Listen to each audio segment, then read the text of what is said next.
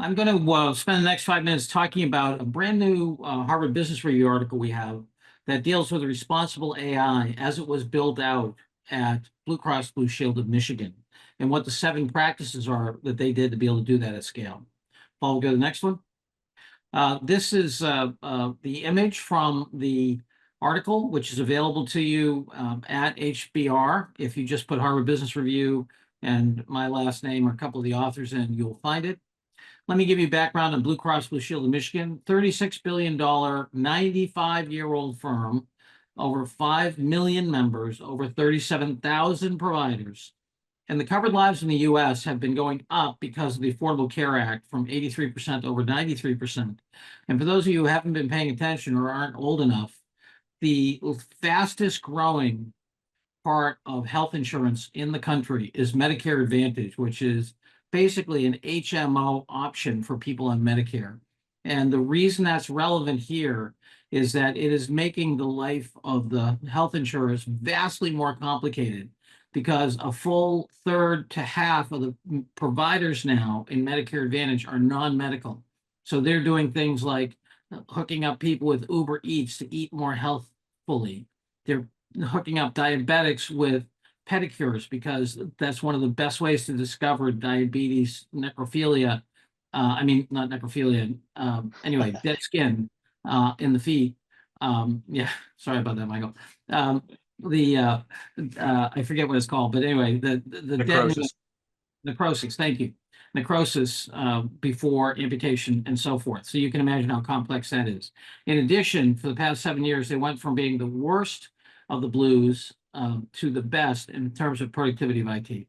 So I want to take you through the 7 steps that they did, 7 key principles. And Paul, you can just put all of them down. So first, what they did is they did a fantastic job, Bill Fanderick being the leader there.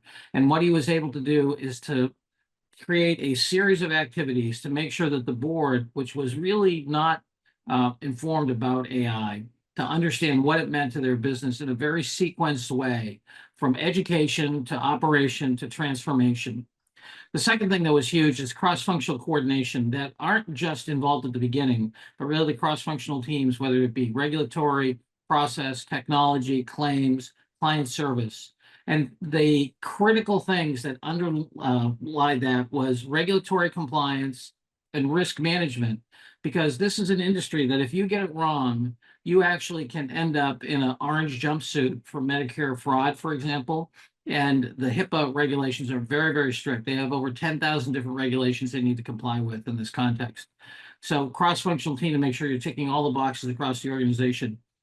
And then the third thing, I've mentioned this before, this notion of scalable secure access, that they had to actually build their own in conjunction with a group called Forum Partners out of Newton, Mass. They had to build their own role-based, transaction-based, variabilized security access to the different kinds of information. So those are 3 of the key principles. Paul, we go to the next slide.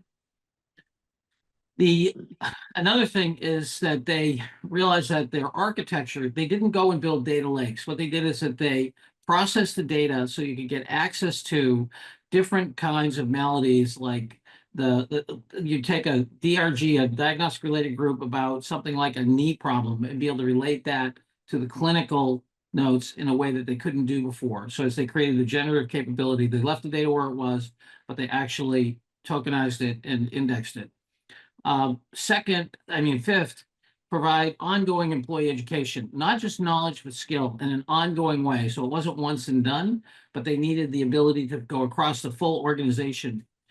The 6th thing is incredibly important for any organization to beat back bias, but especially for healthcare, because as you know, you can get false correlations between the availability of medical care and then the use. So you might have for example, an ethnic area with very little provision of care, it might look like they have a lower heart attack rate or cardiovascular problem, but in fact, it's simply access to care. And if they have better access to care, they actually need more care and they need more intervention earlier. And so they work hard on that. Last but not least, this idea of having a safe place to do innovation And I don't know why that seventh, there you go. Provide a safe haven for innovation.